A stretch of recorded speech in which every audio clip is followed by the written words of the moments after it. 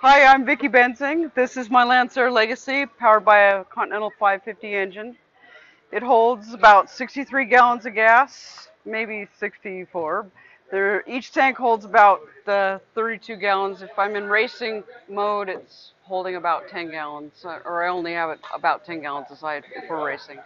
If I have a ground fire, it's because I've added too much fuel before I start it, and I should keep the prop running, but if for some reason the prop's not running and there's still a fire, then go ahead and shoot suppressant into the intake and in the exhaust area of the aircraft.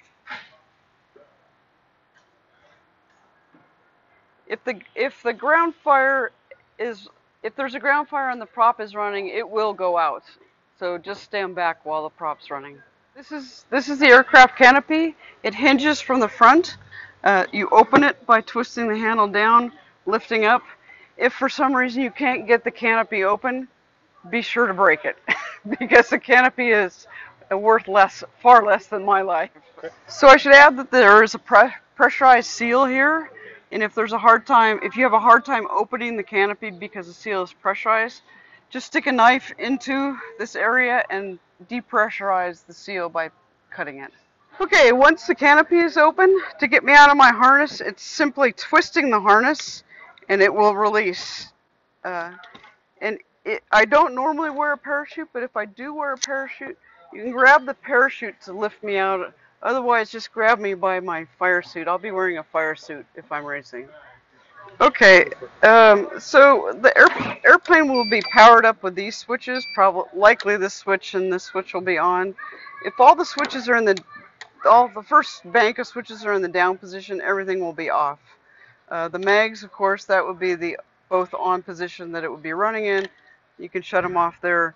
If the prop's not turning, the mags are not firing. And it would be kind of a waste of time to turn them off. Okay. So fuel can be shut off two ways. It can be shut off with the mixture knob, and that shuts off fuel to the engine. And also with the fuel selector knob, that shuts off fuel at the firewall. This is the fuel selector.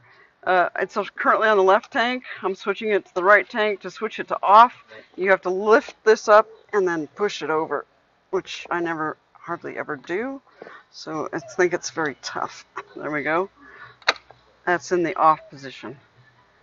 Might take two hands to do that.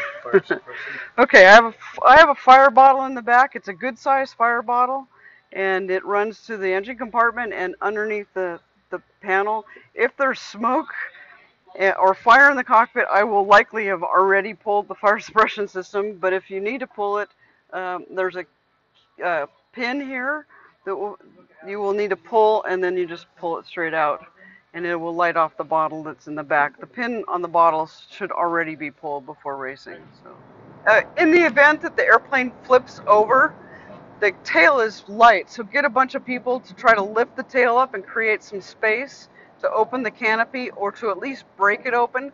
I will remain sitting in my straps because I don't want to fall on my head. And you can unstrap me, but be sure to support me so that I don't break my neck when you unstrap me.